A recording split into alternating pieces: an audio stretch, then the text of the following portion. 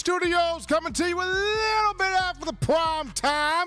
You're rocking and rolling right here. Hottest show on the streets, number one forum for Bama football news. In my own words, yours truly, Stephen Smith of TDA, here on a Wednesday. Give you all the information right here. We bring you the show from the Magic City of Birmingham. Streaming this to you through YouTube. Speaking of the channel, you know what time it is. You hit that subscribe button right now. You tap subscribe. You get yourself locked in and locked on to the number one coverage here, that being your Crimson Tide. You smash the like button as well. Tap that thumbs up. Hit the like button. Appreciate that support coming from all of you. The daily Super Chat Go, $100. Daily Super Chat Go, $100 right there. Folks, we got a lot to get to on tonight's show. First and foremost, we're looking at how does Alabama attack the bye week and getting prepared for LSU. We're looking at head coach DeBoer.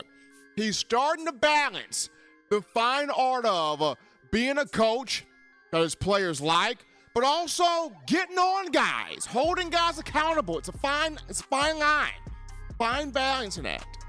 And DeBoer is starting to do that well. And last but not least here, you look at, the Crimson Tide.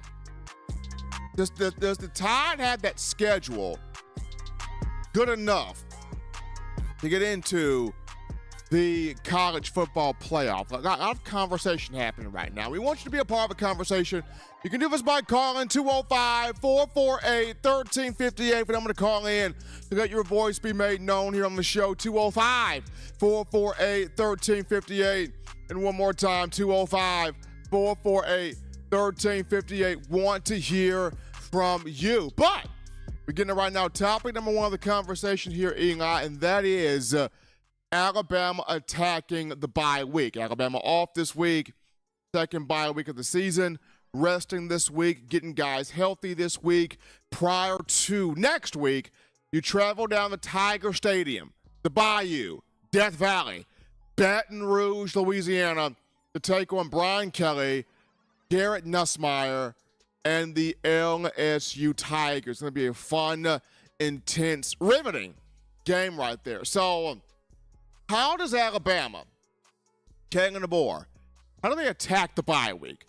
How do you make sure you're doing your self-scouting, you're getting everything done correctly, you're maximizing everything, you are putting yourself in the best opportunity, in the best chance to not only handle LSU, which that's important, obviously, but also end the month of November strong, because you got 3 SEC games in November. You got LSU November 9th. You've got Oklahoma, I believe, the 23rd, Eli, if I'm not mistaken. You got Auburn, the Iron Bowl, a game that needs no introduction whatsoever. So how does Alabama use the bye week? How does DeBoer use his bye week to put this team in the best situation to attack the remainder of its regular season schedule? Well, first and foremost, you got to use this to get Jalen Milroe back all the way comfortable, confident in his offense, because there's been something off with Milroe. I mean, against Wisconsin, against Georgia, he looked the best we've ever seen him look. Wisconsin, Georgia, Milroe was on fire. Had a good game against Vanderbilt, but Wisconsin and Georgia, Milroe was playing on another level to where, especially after the Georgia game, you had ESPN's Mel Kiper Jr., NFL draft expert, talking about Milroe should be the number one overall pick in the 2025 draft. That's how good Milroe was playing against Georgia some weeks back. You had Mel Kiper saying Milroe should potentially be the number one overall pick in next year's draft. We've gone from that to Milroe. There's something off. South Carolina forcing the ball. 2 interceptions that game. Something was off. Tennessee, Milroe throwing the ball 45 times. missing receivers, forcing passes, was picked off twice. Something off. Missouri, that first half, Eli, something was off. Now, the second half, Milroe tried to shake himself and run with a bit more, with a bit more burst, and the passing got slightly better there in the second half against Mizzou. Something's been off, though, since the Wisconsin and Georgia matchups. And you have some people that say he's not 100%. He's hurt. He's banged up. He's favoring something. Something's lingering. Something's wrong. There's got to be a health issue with Milroe, because this is not the same Jalen we saw earlier in the season. You have some that say that. And I would agree with that there's something off. But then you have others that go, he's not hurt. He's fine. He's all right. This dude is regressing. He's not hitting receivers. He's not hitting the field. He's not playing well. That's the issue. Ain't no injury. He ain't hurt. He ain't playing well. That's the problem. So you have these two thoughts bumping heads with each other. Of course, we know the coaching staff is not going to say anything if Milroe's really dealing with being hurt. And Milroe is not going to give you anything anyway in the press conferences that he has. So is it him banged up? Is it him just not playing well? Whatever the situation is, you got to get this guy comfortable and confident in this offense. Because a confident Milroe is a Milroe in an Alabama offense you ain't trying to mess with. So got to get this guy confident, comfortable in this offense again. Because I saw Milroe against Wisconsin. I saw Milroe against Georgia. This guy's not playing like that same guy. Now, is he capable of doing it? Absolutely. And if I was one of his teammates, I'd pull up on him. Hey, the same catch you was out there against Georgia, the same catch you was out there against Wisconsin, you're the same dude. Just go out there and play. Go out there and play like it. That's number one. I get Milroe back at his apex. Number two, the Alabama team captains, primarily Malachi Moore, Tyler Booker, keep this up. Keep your foot on everybody's neck. Keep holding people accountable. Malachi Moore, Tyler Booker, we saw it all throughout last week prior to the Missouri game. Booker went through the whole week of practice with the fire in his eyes, with the fire in his face, holding guys accountable, telling guys, I'm not going to tell you more than once. If you ain't about it, get out of here. Like, Booker was really in guys' face all week in practice. Malachi Moore, the same deal. And when you go to the Missouri game itself, every time somebody had a big play defensively, who was the first guy out there celebrating, pumping up, keeping the energy going? That was Malachi Moore. You need that again throughout the entire bye week. You need that again LSU week. Why? Because as the captains go, the team goes. And if you got these two right here on screen, jacking folks up, holding folks accountable, holding themselves accountable, and doing their job, team can do something. The Alabama team captains, primarily Booker and Malachi, continue to do what you do. Continue to have these guys focused on playing at the highest level, playing at the highest clip there. When you look at this Alabama offense, how does it attack the bye week? In discussing DeBoer, Nick Sheridan, and Jalen Milroe, you cannot have slow starts. You can't do that anymore, right? You can't do it. You can't afford it now. I mean, you go back to the Vanderbilt game and the Tennessee game, the two losses for Alabama. What contributed to both of them? Slow starts. And slow starts due to penalties. Penalties, slow starts, not scoring on your first offensive drive. You could even equate this to Missouri. And Alabama beat Missouri, but it was still a slow start offensively. At one point in the game, it was 6-0. Like Graham Nicholson accounted for 2 field goals to get you your 6 points right there. So this Alabama offense, self-scouting this week, figuring out how do we attack LSU? How do we do this well? How do we do this successfully to where we're getting points, we're getting touchdowns, we are rolling, we are wearing them down, we are taking the crowd out the game there at Tiger Stadium. Most importantly, we're not having penalties to put this offense in bad spots. If I'm Nick Sheridan, I go back and brush up on what I did that first quarter against Georgia. Because everything Nick Sheridan called that first quarter against Georgia was pure money. That was gold. Like, you had Kirby Smart looking confused. You had the Georgia team looking confused. Alabama fans were rocking and Brian Denny that 28-0 lead in the first quarter. So if I'm Nick Sheridan, I go back, I brush up on everything I did against Georgia, probably may add a couple of different wrinkles in there with that. But everything you did against Georgia, brush up on that, have that prepared to go. You are Coach Sheridan, and then making sure not having the penalties that set you behind the 8-ball in this matchup as well. So a lot of offensive self-scouting to be done this bye week. Last but not least here, Kane Womack. How many pictures does Kane Womack provide in this matchup to offset Garrett Nussmeier and LSU? The last couple of games, this Alabama defense has started to find its swagger. It has started to find itself.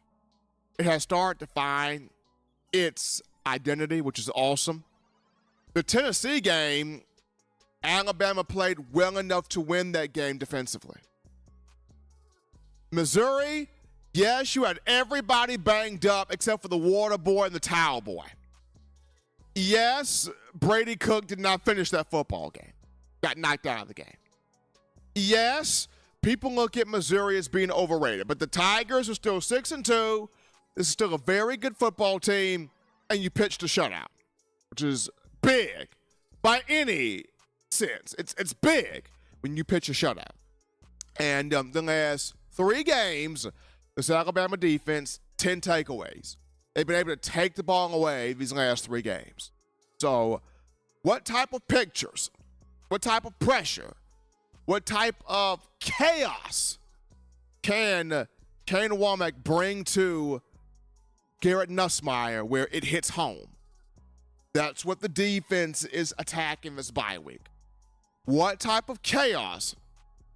Fixing up some things where this defense is concerned to make itself even better, but also what kind of chaos can you bring to Garrett Nussmeier to knock him off his rocker right there? But those are just some things, in my opinion, that Alabama needs to do in attacking this bye week right here as it is on at this very moment. But we take our first break here on the show. Don't touch that dial. We're just getting started. When we get back, we go to the phone lines to grab your calls, your thoughts, your conversations. We want to hear from you, Bama Nation. Light us up. We'll be back to you guys after this.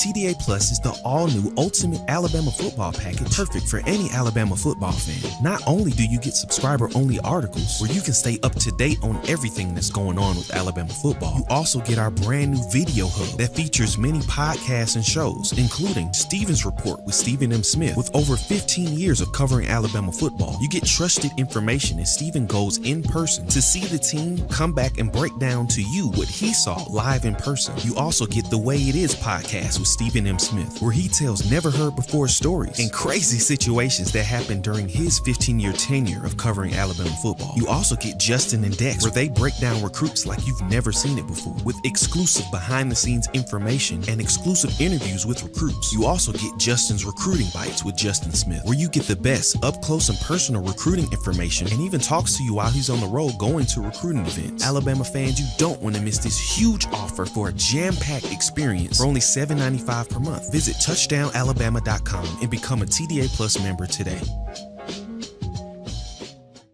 Thank you for tuning in. Show your support right now by clicking that like button. If you haven't subscribed, hit the subscribe button now and enable all notifications to make sure you don't ever miss any of the best Alabama football news, notes, and information right here on Touchdown Alabama. All right, people, we're back. We're back to rocking and rolling to the action from the break here. How to show on the streets.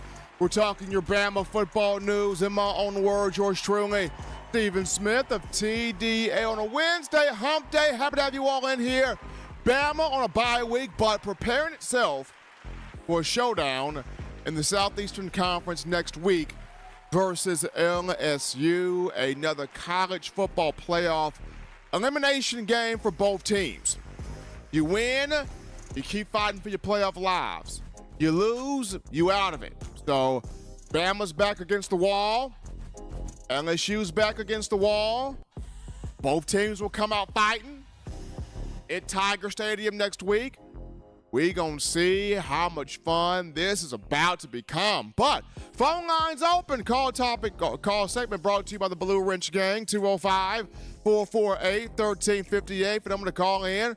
Let your voice be heard on the show. 205-448-1358. One more time. 205-448-1358. Definitely want to hear from you as you are getting your thoughts prepared to call in. We got this topic right here, Eli. Lane Kiffin is at it again. And Kiffin is ticked off. The Ole Miss head coach, former Alabama offensive coordinator, goes at the SEC for allowing LSU to have another home game at night. And this one against Alabama. So I guess apparently Kiffin wants Ole Miss to have some home games at night.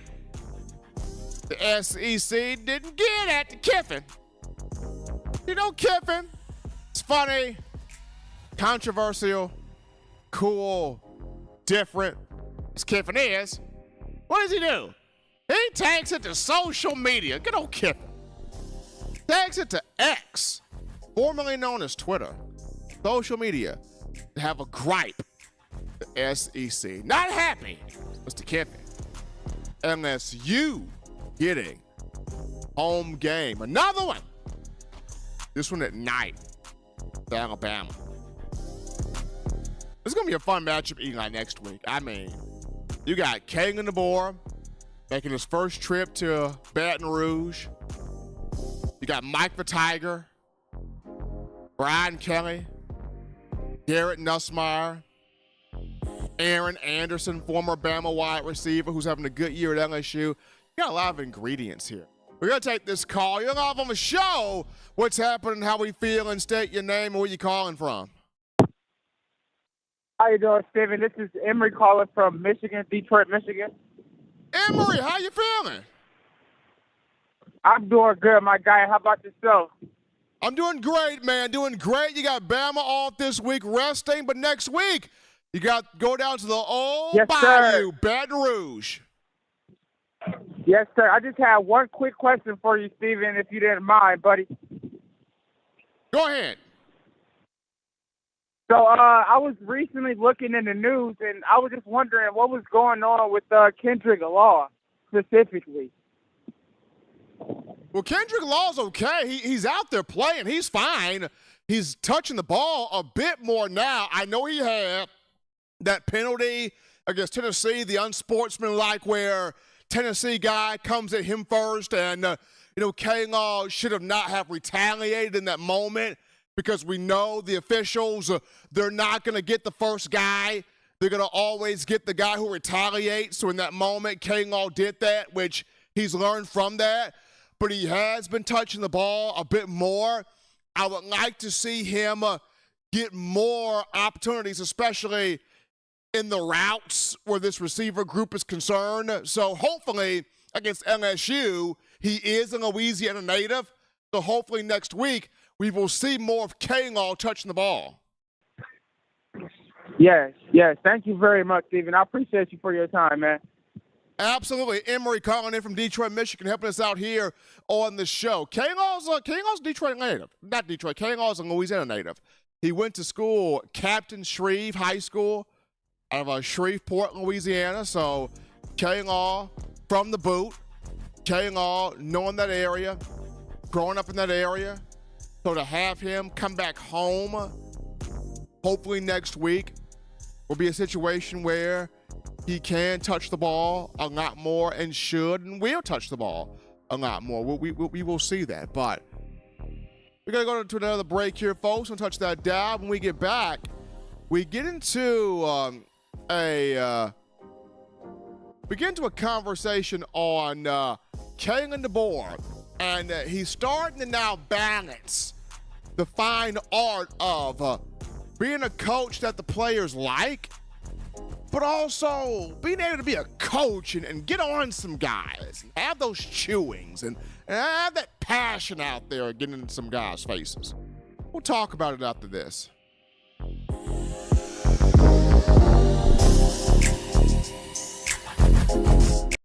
We're out here at Alumni Hall in Tuscaloosa.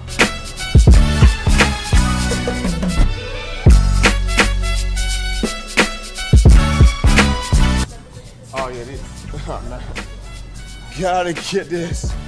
Gotta get one of these right here. Can't rock that band without this shirt right here, fresh polo. You gotta also rock the all pink, like Kanye West right there. Keychains, gotta get you some keychains. University of Alabama keychains. I'm telling you, if you are a die-hard Alabama fan and you're looking for some big-time apparel, this place has got everything. We're talking shirts, shoes, sweatshirts, hoodies, cups, mugs, keychains. If you're just a Tide fan that has an itch to get more apparel, get more swag in your game, you come right here at Alumni Hall in Tuscaloosa, right here in Midtown Village. And also you can shop online. The link is in the description to get your gear right here at Alumni Hall.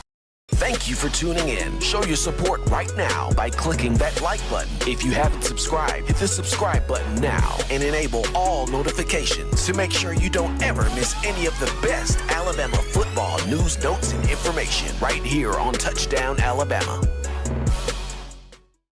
Well, we're back in here, folks. Back into the show, to the action from the break here. Number one ticket for Bama football news. In my own words, yours truly, Stephen Smith of TDA, on a bye week on a Wednesday. Happy to have you all checking us out here on the show. Be sure to hit that like button, get those like levels up, tap that thumbs up right there. Hit that subscribe button as well. Make this your show, your spot, your network, channel, platform, space for all things Tide football. That daily super chat to go, $100 daily. Super chat to go, $100 right there. We appreciate you guys. But Eli, topic 2 of the conversation, Jalen DeBoer is beginning to balance the art of being a coach, a head coach that the players like, love, appreciate even, and being a coach that sometimes I gotta get on your behind.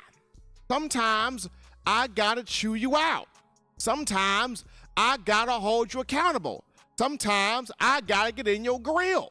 Sometimes I gotta say some things that's not friendly. Jalen DeBoer is starting to kind of balance that, Eli. And this is good. Why? Because him coming from Washington, right? Coming from the Pac-12, where you have 1 to 2, maybe 3, but 1 to 2 really tough games a year, and the rest of the season you kind of just coast, right? And now you come to the SEC, where every game is a gut check. Every game is bring your all to work. Every game is, if you don't bring your A game, even the bottom feeder of the SEC will black your eye. AKA Vanderbilt, right? So you're coming down to the SEC where every struggle win is like, phew, but every loss is like death, in a sense. And you're in the SEC where you have to check every 4 and 5 star ego at the door. Like, you have to be able to handle and deal with all of these personalities at all your players. Your assistant coaches too, but mostly the players. And Coach DeBoer, coming in from Washington, he's known as this calm, cool, collected, relaxed, even keel, chill, friendly. You know, he's known as that kind of a coach. And nothing wrong with that.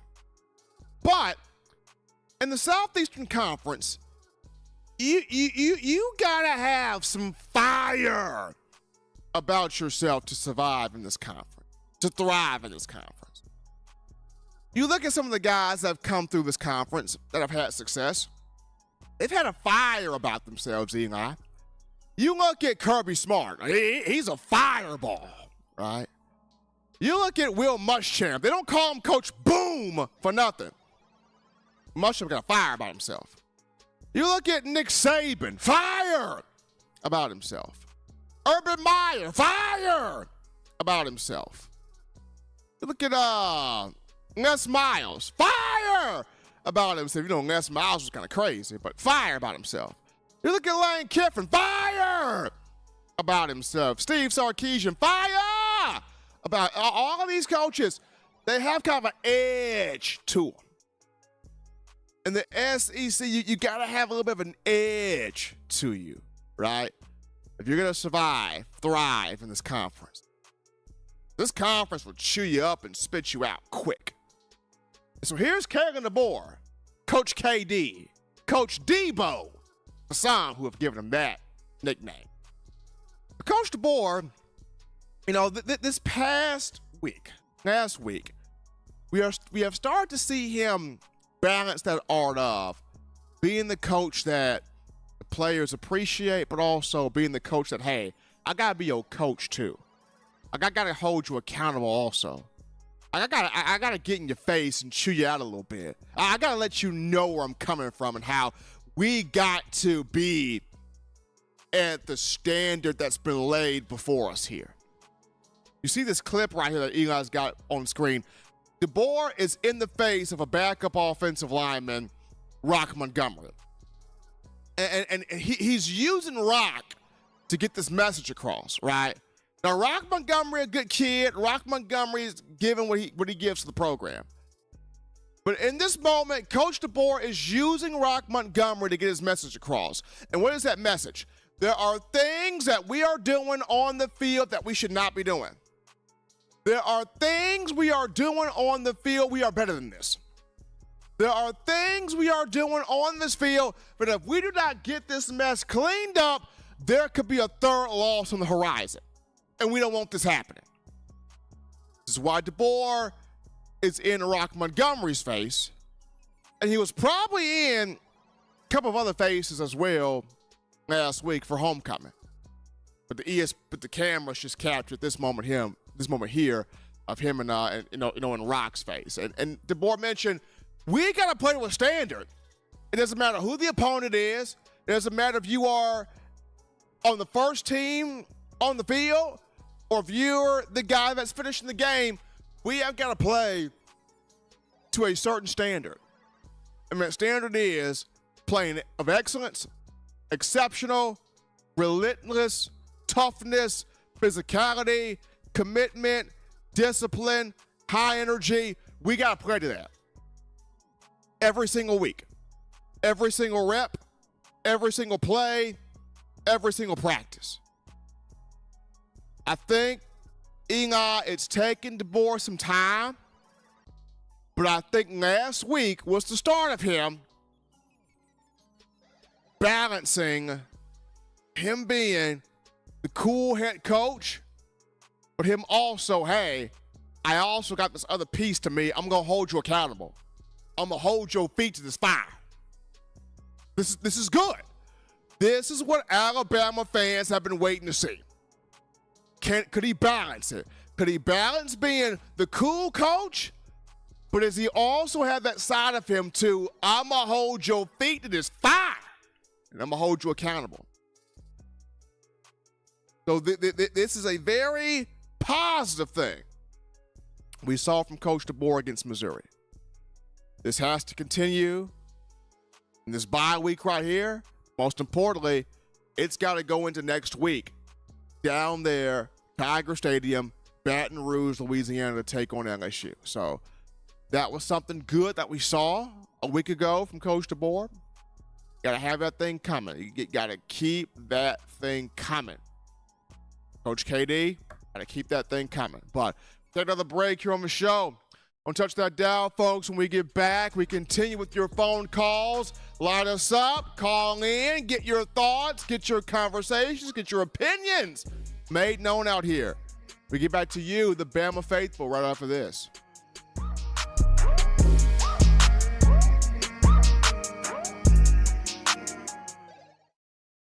Every sports fan deserves the proper representation. Whitwell Sports introduces to you the Title Towel. Wave that Title Towel in the air like you just don't care. In support of Kalen DeBoer and the Alabama Crimson Tide. Only $9.99 and it lasts a lifetime. Head on over to whitwellsports.com and get your Title Towel today. This is Chris Rogers, 2009 national champion. You are listening to the baddest, when I say the baddest, sports show in the state of Alabama. In my own words, you know, yours truly, Touchdown Alabama Magazine. Don't touch that dial. Thank you for tuning in. Show your support right now by clicking that like button. If you haven't subscribed, hit the subscribe button now and enable all notifications to make sure you don't ever miss any of the best Alabama football news, notes, and information right here on Touchdown Alabama. All right, folks, we're back, knocked into the action from the break here on a Wednesday, hump day, hottest show in these streets. Talking Bama football with you in my own words, yours truly, Stephen Smith of TDA. Got my man Eli Walker in the production studio right here. We got the phone lines open. Call segment brought to you by the Blue Wrench Gang, 205-448-1358. But I'm going to call in.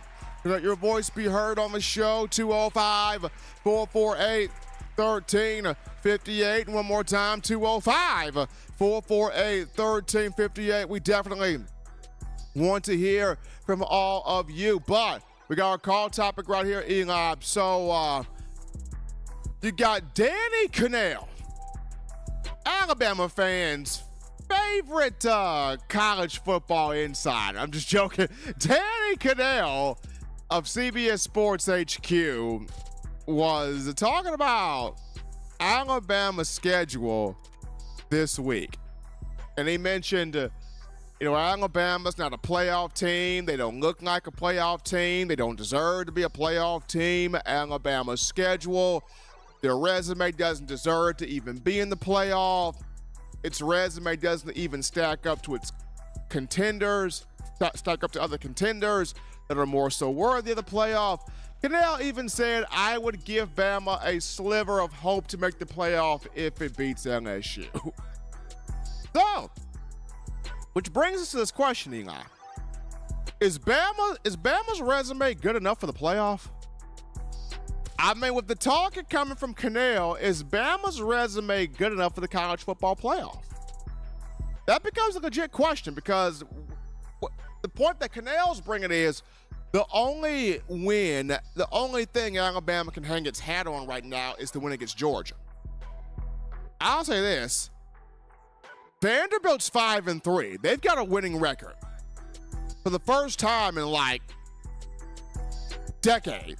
a decade, right? Vanderbilt almost beat Texas, y'all. So this is not just an Alabama thing. Clark Lee has turned that Vanderbilt program around. Vanderbilt almost beat Texas. Okay? So even though Bama lost that game, that's a quality loss on the schedule. Then you look at, you beat Missouri, still ranked 6-2. It's a quality win. You beat South Carolina, which South Carolina is showing that it's much better than what some expected, right? So I look at I look at LSU. This is a marquee matchup. You got to win this game. You're fighting for your college football playoff life. But is Bama's resume good enough to make the playoff? We're going to go over this phone call right here. You're live on the show. What's happening, how we feeling? State your name and where you calling from. Steve, what's up with you, man? This is Jay from Florence. Jay, man, what's going on, man? Man, long time no talk to, man. You doing all right? Man, I'm doing good, man. I'm doing good. You got the second bye week right here. Comes at the right time. You got LSU next week in Baton Rouge. I'm excited about this, but you got people saying, you know, Bama's resume ain't good enough for the playoff, and I don't think Bama gonna make the playoff, and all of this chatter going on right here. But what you say about all of this, Jay? What you say about all this? Danny Cannell is a clown. He was a clown when he played. That's why he didn't succeed in the pros. And he went to Florida State. What has Florida State ever been other than Deion Sanders? You know what I'm saying? So I think Alabama, we shouldn't even really listen to them clowns. I mean, Deion Sanders. I mean, you got your a little championship with Jameis Winston, but that's it. You know what I'm saying? Other than that, you ain't never been able to compare yourself to Bama. So really, us ain't wasting our energy on that, man. That is on anything that these analysts got to say is really insane. Because if we beat LSU and go undefeated the rest of the year, y'all know what it is. You can't leave Bama out. You know what I'm saying? So all of that talk, it's just something to get some likes and views on your video. But Steve, I feel like we gotta. I don't know if it's a culture problem or what, but we was lied to with old DeBoer, man. I mean, the man didn't bring the running game we were so excited to. He didn't bring that with him at all. You know what I'm saying? It's either you didn't bring it or Nick Sheridan ain't calling the plays. Because you can't sit up here and tell me that Army has a better rushing attack than Alabama. That should never happen, man. It should not. And I feel like, you know, we've been lied to. And I don't know if he really understands the Alabama way of football. There is a way of football at Alabama. You know what I'm saying? You run the ball and you play amazing defense. All of that passing and all of that stuff, I feel like we got away from our original Alabama standard with Tua. But that's a whole nother conversation. But this here, man, this is completely insane. It ain't no reason why Jalen Milroe should have been pulled, at least just to get a talking to. Come sit over here and see it from the sideline for a minute. You know what I'm saying? Like Saban say, as a coach, your best friend gonna be the sideline. Man, if they ain't doing the job, bring their butt over here and let's talk about it and get it right. But it's a way of winning at Alabama, and it's a way we play football for years now. This is pre-Saban. You see what I'm saying? You had a Sean Alexander. You had a Glenn Coffey. These is pre-Saban players now. So, I mean, I don't know, Steve, but I just feel like they need to get back to that original, that old Alabama.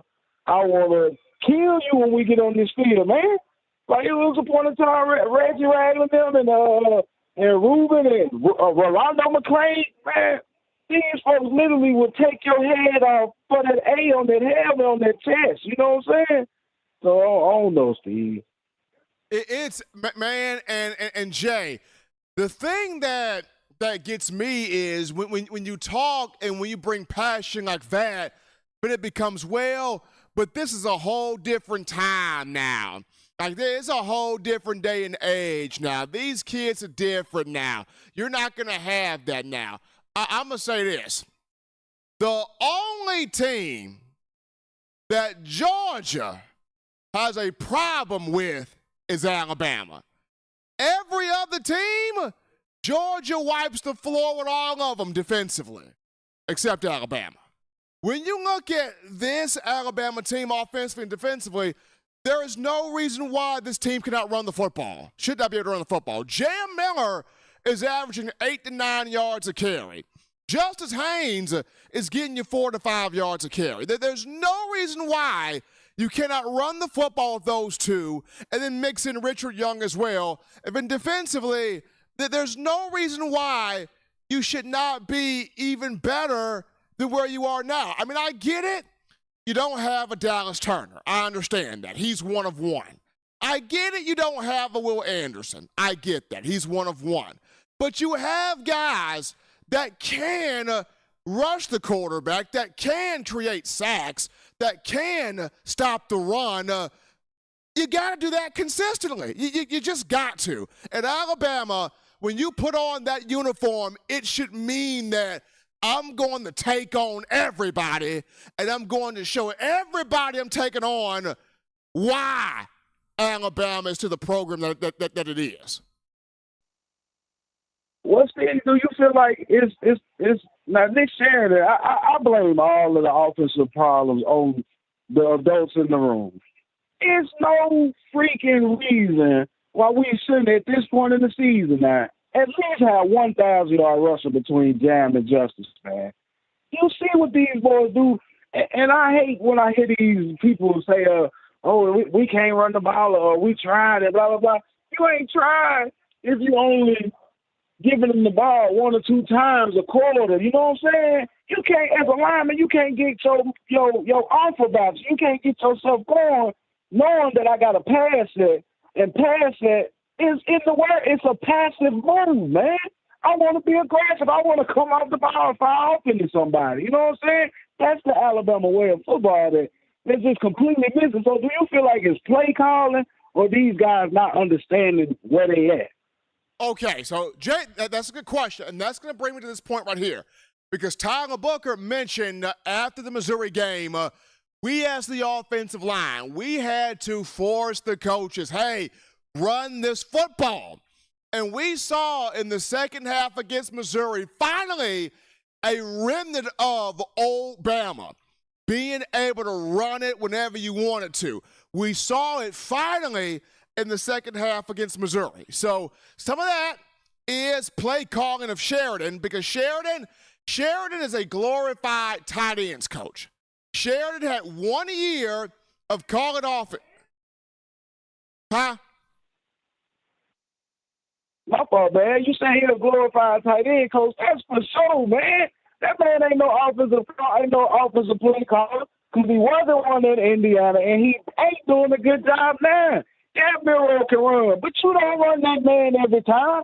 You get down to the 3-yard line at Tennessee now, and you throw a fade route, Steve, man, that's ridiculous, and he should have got his job gone in. You know what I'm saying? Man, this Alabama.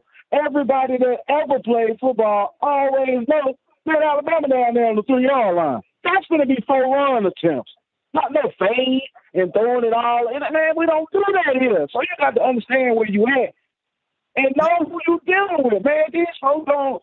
I feel like I say, man. I feel like we was lied to, Steve, man. And then Jay, and then on the fade route, if you're gonna throw the fade route, throw it to 6'5" Caleb Odom, not 5'11" Ryan Williams on that play. Throw to the 6'5" guy Caleb Odom, where you have a better chance. If you were gonna throw the fade route, you would throw it to the 6'5" guy. I'm just saying. Man, Steve. I feel myself getting too fired up. I love the show, man. I love it, man. Roll Tide, baby. Man, y'all, let's just hope these folks understand. We rather see the ball being ran 40 times a game than Milroe have 40 passing attempts. You know what I'm saying? I ain't talking about no RPO. Just turn around, hand the damn ball to the running back, man. Let these big boys, these folks 350 pounds all across the line, man. That's a couple thousand pounds moving every play, dog. Let it work. Let it go. Let it get the moving. So, I don't know, man. I hope these folks, man, like I say, man, I'm blaming the adults in the room. That Nick Sheridan sucked, man. Me and my 13-year-old, we call better plays on Madden than he didn't called all year. You know what I'm saying? You had one half against Georgia. And honestly, that little half against Georgia, y'all probably worked on that since from the time that you got here. And then you gave up the lead because you weren't able to run the ball and choke the game away. You know what I'm saying? It was a point in time where we could have literally broke their spirit. You know what I'm saying? We already got the mental factor on Georgia. Now we want to keep breaking their spirit, keep breaking their heart. These folks, they just don't understand this. They can go take their ass back on out west because that's that old friendly, good job, pat you on the back football. Man, this is a whole different culture. These is a whole different style of people down here. You know what I'm saying? So, man, roll tide, man. I love you. I'll be too hot.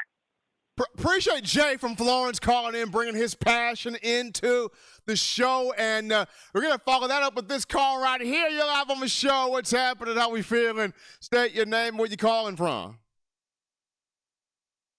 Steve, my boy, what's going on? It's G, man. G. What's happening, man? Not much. So, you know, I want to agree with Jay on a couple of things. Even though I said to you too, I feel like I was lied to. But when I go back over what I said either last time I called, Steve, I said, man, I'm not giving up hope. It looks real foggy, but I'm not giving up hope because I saw a small turnaround. So to Jalen's defense, let's be honest, to Jalen's defense and to DeBoer's defense, because when you look at DeBoer and the Natty, had Michael Penix not been off that night, they put up 50 on Michigan. He missed a ton of open throws in that Natty. You can even go back to the 4th and 2 they went for it. Michigan thought they were going to throw it short. DeBoer called the seam route with a doomsday.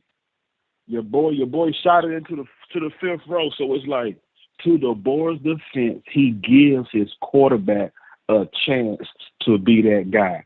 But let's go back to what we talked way early in the season, Steve. I said DeBoer got a checklist.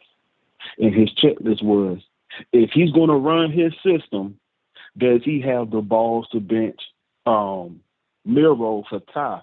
If you don't want to bench Milroe, you got to run the ball, right?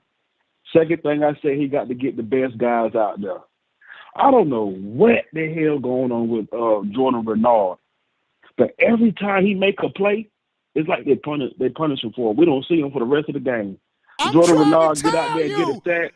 That boy, I'm trying to tell you, that boy is a dog. That boy remind me a little bit of, remember in 2019 when Christian Barmore was out there, and every time Barmore made a play, they would pull him? Yeah. I don't get that. You know, and you know what's funny about Renard? He get in the game for like 3 plays, and you hear his name 3 plays in a row, and then you don't hear him for the rest of the night. Like they just punish him for going out there and being outstanding.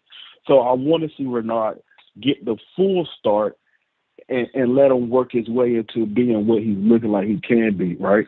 So we talked about Mr. Mississippi. I've been calling him Mr. Mississippi for 2 seasons now when I wanted the wrong key to be benched, right?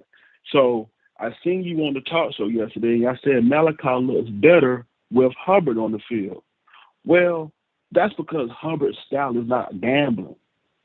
See, Keon Sabb's style, he's more so like I don't want to call him a ball hawk because he ain't really nice like that with it, but that's his style, though. He wants to play the pass. He's not really physical like Hubbard in the run, so you got to do more with him back there. But by Hubbard just being do my job, I can make the sure tackle guy, I can make an open field tackle guy, it makes Malachi look better. You know what I'm saying? He don't have to cover up, or he ain't, he don't have nobody trying to jump a rock in front of him and shit no more. He got a guy doing his job, and Malachi can do his job on the other field. So I like that Mr. Mississippi finally got his shot. And I don't want to see Keon Stab out there. I don't want to see him out there no more. Mr. Mississippi can play the ball in the air. We damn sure know he's tackling better than Saab. So let's go ahead and wrap that up. Steve, Absolutely. I really feel Go ahead. Absolutely, G. So, and one player that I would like to see more of, can we get more Justin Jefferson? Can we get more 15? Oh, JJ. My boy JJ. I don't know what's going on at Bama. I think you got to play bad to play, right? That's what it looked like. You know, it looks like you don't need to show up the people that they got high hopes for. And I'm going to tell you what's pissing me off about Deontay Lawson. I seen y'all talking about him yesterday. You know what's really pissing me off about him? He got that C on top of his shoulder pad like he be cracking shit. You know that? Like it's not on the chest like where everybody else is. His C is on the top of the pad like where, you know what I'm saying, where you might drop your shoulder on somebody or some shit like that. I'm like, oh, I don't like that. I don't like the posing. I don't like that DeBoer and Walmart let him rock with that. You know, I don't get that. He's not our best middle linebacker. I'm glad you guys finally seen him. I seen it in the Natty last year. I told you ever since the Natty, hey, bro. Shit, you can talk about them snaps all you want to. I think we lost that game because the middle linebacker core look blind out there, right? So, like you said, when JJ's out there, with Campbell out there, with Hubbard out there, with Renard out there, that's that burst we kept asking for. That's that influx of young talent we've been asking for, Steve.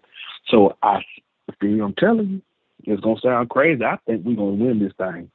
I think we're gonna sweep the board because they realize they can't force Milroe to Heisman no more. And if you ask me, I think he deserved that shot when they first came in. He deserved that shot to be the gunslinger. He been here. He looked like he could have handled it too. Don't forget that part. Everybody was loving him the first 3 games. You know how the world do you. They love you, then they hate you real quick. So he deserved that shot. But Steve, I'm telling you, trust this staff. Trust this staff. This staff is looking like they hearing us, and they looking like they realizing what it takes to win big boy. But I'm gonna say them ago. I think people got to stop saying the Bama way. Running the football is the original design of football. You know what I'm saying? The original makeup of football was for the line of scrimmage to win and for the most disciplined, most physical team to win. You know, it's not really Bama ball. Michigan played Bama ball last year, if that's what you want to say.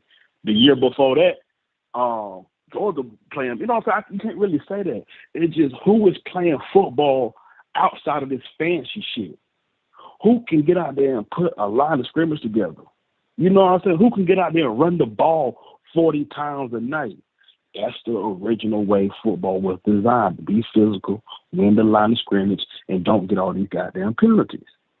So, Steve, what you think we can do if we stick to the script of Renard, Hubbard, JJ, and running that ball, Steve? Holla at me. I appreciate G from Raleigh calling in here. If Bama can stick to that script and having those players on that field, it's going to be fun to watch this because I like what I'm seeing from Bray Hubbard. When Renard is out there, he's making plays. He's cracking heads. He's getting out there. He's doing something. Justin Jefferson, that kid's an eraser. You put him out there, he gets the ball, he sticks his nose in, he flies in, he tears stuff up. You have that group of players, that collection of players in the field, you got yourself something. We take this call. You're live on the show. What's happening? How we feeling? State your name. Where you calling from? Michael from Tuscaloosa. Michael, how we feeling? How we doing? I'm doing great, Steve. Roll Tide. Roll Tide. I kind of agree with what what's on your mind? I feel good. I feel good about what G said.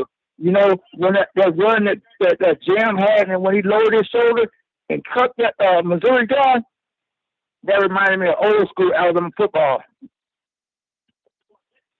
Yes, it did. Seeing Justice Haynes on that 35-yard run where he lowered the boom on the Missouri defender and kept going 35 yards to the house, that was nice. Kalen DeBoer said that was a different level of physicality. And that's what this Alabama team has been missing throughout the season is that consistent level of physicality where I'm going to wear you down when I want to. Yeah, that's Alabama football right there. I got a goal to get to, and you're in my way. I'm gonna run your ass over. That's the main thing. It's I can wear you down when I want to wear you down. So after seeing that moment from Justice Haynes, you're starting to see a turnaround here. The question is, can Bama keep it going against LSU, against Oklahoma, and then to end the regular season against Auburn? Yeah, I believe they can, though. Should be good. Should be good. Appreciate Michael calling in from Tuscaloosa, give us his thoughts here on the show. We're going to grab this call. You're live of a show. What's happening? How we feeling? State your name. Where you calling from? I am Mike, and I'm calling in from Austin, Texas. But I'm originally from Mobile, just so you know. All right, Mike. How we doing? Doing good, man. Hey, first of all, about the running game that dude was talking about, remember when we had on the roster Trent Richardson and I think this dude named Upchurch? That was the most physical running game. You talked about pounding people, running through people, some running physicality. That is old school Bama, but that's what that play run reminded me of. When I seen that dude, I thought, is that Trent Richardson out there running that ball? But I loved it. But hey, man, bottom line is this: I'm not an X's and O guy, Stephen, but as far as I see, man, when Milroe's running the ball 20 times, it just takes all the less carries away from our actual running backs. And some plays I see, Milroe makes a decision. He tries to, when the ball's hiked, I guess it's some kind of like a run option where Milroe would just kind of like make an instant decision if he's going to hand the ball off to the running back or if he's going to run it himself. Often he runs it himself. But I guess when you have like a Milroe-type quarterback, I think it's 20 carries a cup. Well, that's 19 or 20 less carries other guys are going to get. That's just and that did not happen when you had Mac Jones and A.J. McCarron and them guys. The running backs ran the ball. That's the main difference right there, as far as I know. But as far as the playoffs, Stephen, we are not out of it, my man. We are still in the mix. I just want to remind all the good Bama fans out there of all the years and years past where it came down to the very last week and sometimes the very last games. Often we were in them to determine who goes to the playoffs. So, yes, we are on the outside looking in some. The LSU game is an absolute must-win game. I'm a little worried about it, but I think we can win it. But we can absolutely go to the playoffs. Stephen, and this playoffs, keep in mind, is still experimental phase that we're in, man, because just so you know, it is possible for a 4-loss team to go to the playoffs. Yes, it's possible. I can explain it. And it's also possible for the SC, the loser, a good team, an SC, the loser of the SEC championship game, can get bumped out of the playoffs because they had a great year, went to the SEC championship game, lost it, now they got bumped out of the playoffs. So this is all still a little bit experimental, but we are still absolutely in it. We just got to play ball. And Stephen, I can keep going on this topic forever, man, but yeah, we're in this playoff thing. One more thing too, man. Well, I got it. Thank you, Blake, man. Listen, this NIL, right? And this is where I'm at with this, Steve. I'm 58 years old, man. I'm an old dude, man. I ain't got no problem with a young man, old man, anybody, any woman, anybody making money at the skills in which they do play ball. Here's where I'm at with that. I'm not going to let the NIL ruin my team, in my opinion, in college football. If you don't perform, you can count your money on the bench, and we can call in Rudy. Now, don't get me wrong. I'm not going to bench our best players, man. I'm not going to bench our best players. But I look at like Quinn Ewers and some of these guys on our teams. Yeah, dudes, congratulations on your contracts. Play ball, because I can tell you this, if you don't play ball now, you're never going to make it to the pros. So if you're sidetracked, count your money and whatever is, it's just a total distraction. Saban hated distractions. The NIL is a total distraction. So if you want to count your money, do it on the bench, call in Rudy. This is where I am at with this NIL stuff, man. Count your money on the bench. Loyalty don't mean crap. I love our guys, and I love this team, dude. Don't get me wrong. Don't bench our best players. The NIL pisses me off, Steven. I don't even know where to start, dude. You got the right to earn the money, dude. I got the right to not criticize you, but just play ball, man. Don't this as an old dude, this bugs the crap out of me. I can just go on forever. But hey, man, just sorry about that rant, dude. Sorry about that rant. But we're still in the playoffs, guys. You just got to stay positive. One more thing, we'll let you go, Steven. One more thing, brother, man. We got to stay positive. Let's not turn into Auburn, guys. Let's not turn into Auburn. I mean, we can't Mad Max beyond Thunderdome our team, guys. You can't do that. You can't climb up on the cage and yell and kill each other. Let's stay positive. Let's support our team. Let's support Milroe. He's our guy. DeBoer's our guy. By the way, guys, just one more thing real quick. When you come into something new, a new job, a new church, a new school, you got to ease your way in a little bit. You want to come in all by throwing things around, people won't be on your side. You got to ease your way in a little bit. It took DeBoer just a little bit to ease his way in. We got the #1 recruiting class. Stay positive. Roll Tide, Stephen. Love your show. Goodbye, brother, man. Appreciate Mike from Austin calling in. We've got some passion coming into this call segment. Got some passion from Jay. Got some passion from G. Got some passion there. Mike from Austin. We had Michael from Tuscaloosa in here. Got some stuff here brewing, Eli. Happy to be back in studio. Before we go to our final break here, Eli, I go back to G's point about, having the right collection of players on the field, especially on defense. Eli, if I could ask for one thing from this coaching staff, I want this pairing of defensive players to be on the field at the same time. And I think, Eli, you know where I'm going with this. If I can get this pairing of defensive players on the field together at the same time for Alabama, this is all I want. Can we get the boys from Carver High School on the field together defensively? Can we get the boys from Montgomery? Can we get Quay Russo and James Smith on the field together at the same time? Can we have that consistently? Eli, I just go back to the Missouri game. One of the interceptions, the takeaways that was caused, the Quay Russo pick. James and Quay collaborated on that sucker. Did you see how awesome that was? You had James Smith pressuring the quarterback. Had the man throw the ball right into Quay Russo's hands. Quay makes the pick. The whole sideline goes crazy. Did you see where James Smith, jumping around, gets to the sideline, rips his helmet off, and just starts screaming? Oh, you're going to love that, man. Can we just get James and Quay together on the field more at the same time? That's all I'm asking. These are two pit bull puppy dogs from Montgomery. Like, you want to talk about two dudes that get it? Bama football that get it? These two get it. They grew up in it. They get it. Like, can we just have both of those two defensive studs on the field same time? Kane Womack, if you could hear me right now, make that happen, please. I'm just asking. Can you make that happen?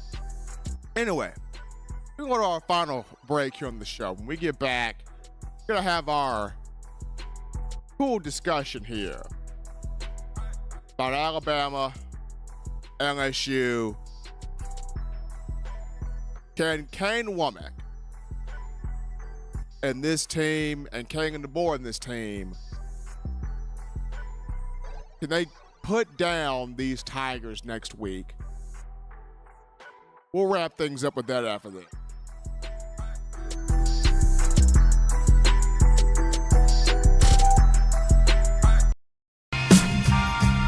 I'm Malachi Moore, and you're watching In My Own Words with Stephen M. Smith on Touchdown Alabama YouTube channel.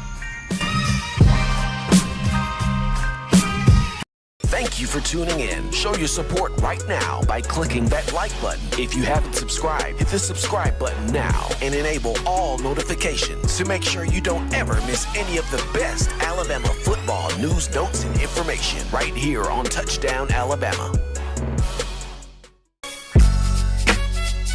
What's going on? This is Benny Bice. I'm the founder and owner of Touchdown Alabama, and you guys are supporting one of the only independent outlets covering Alabama football today. No other sports, no networks, just Alabama football. Roll Tide Roll.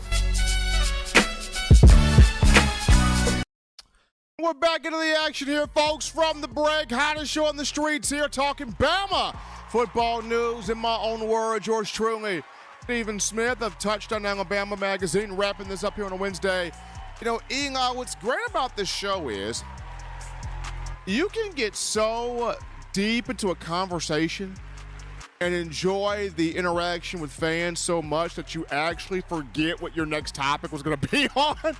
That happened to me. I know I said before the break, teasing an LSU topic, but that was actually not the case.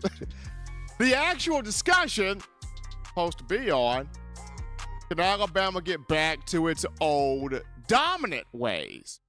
That was a discussion topic, not LSU.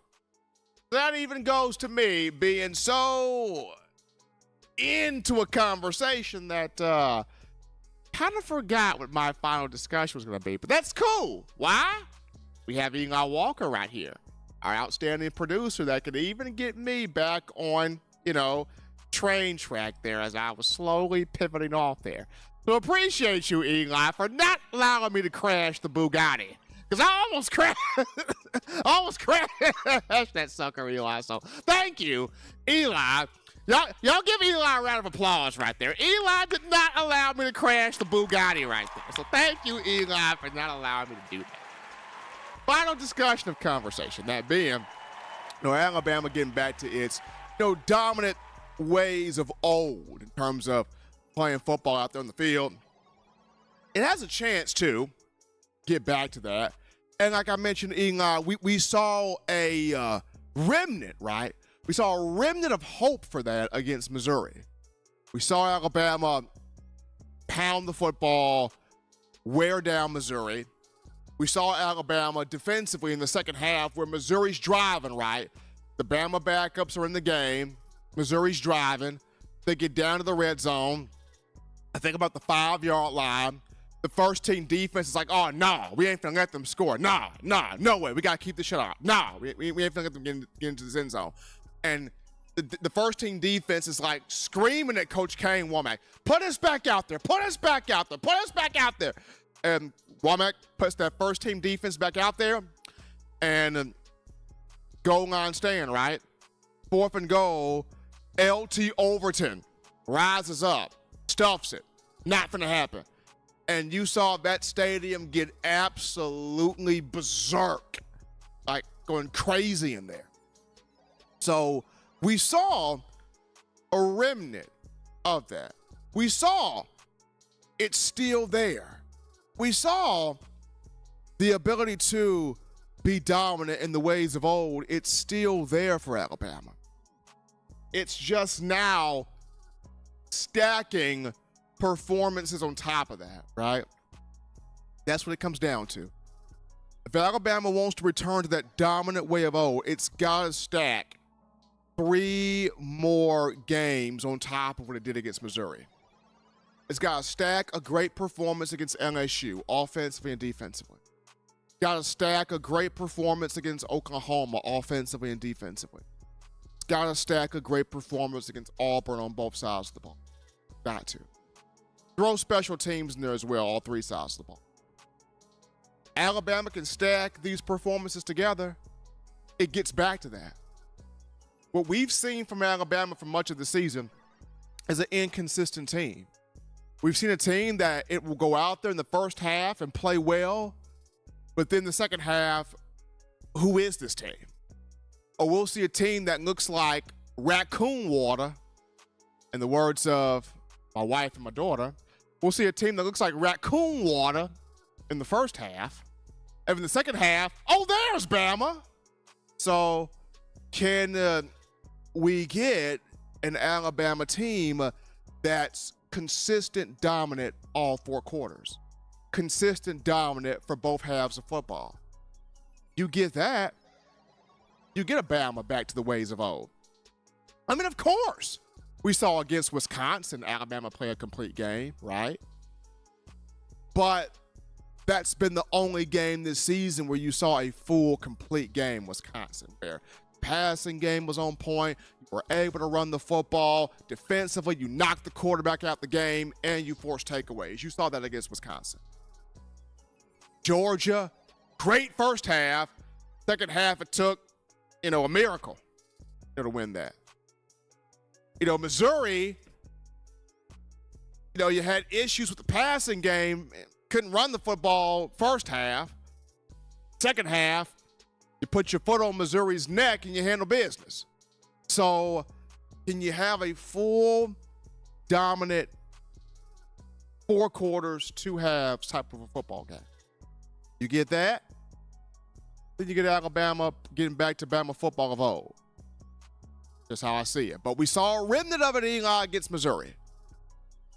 But can it stack performances on top of it? The main thing. As always, Bama fans, you want the best in news, notes, information, coverage, entertainment on your favorite program, that being the Crimson Tide. You can get this by accessing the Touchdown Alabama magazine app. You download the app from the iPhone App Store. If you're rocking Team Apple, Google Play Store. If you got the Android phone for your audio needs, check us out. iTunes or Apple Podcasts, Spotify, Stitcher, Spreaker, TuneIn Radio, Overcast.fm, iHeartRadio, Google Play. We got you covered right there. Good and gracious Lord sees fit. I'll try to be back on Friday, continuing the conversation. It's Tide football. Remember, Bama fans, continue to subscribe to touchdownalabama.com. If you haven't done so, you go to touchdownalabama.com right now. You see I'm wearing the shirt right here. You go to touchdownalabama.com. You get you that subscription today, and you have all of your Bama information in the palm of your hands right there. Got to appreciate all of you for all the phone calls, for all the super chatting, for all the chat in the YouTube chat line, for making this your show, your spot, your destination for all things Bama football. Got to appreciate my man Eli Walker in the production studio. Till next time, folks. Husbands, love your wives. Wives appreciate, value those husbands. Children, continue doing the right thing, fun thing, smart thing, good thing, legitimate thing too. Not be bored there. You get yourself those 3 hearty meals a day, those 3 great laughs a day. You protect yourself. You protect the loved ones around you. Till next time, folks, I'm your man Stephen M. Smith, and you've been listening to In My Own Words.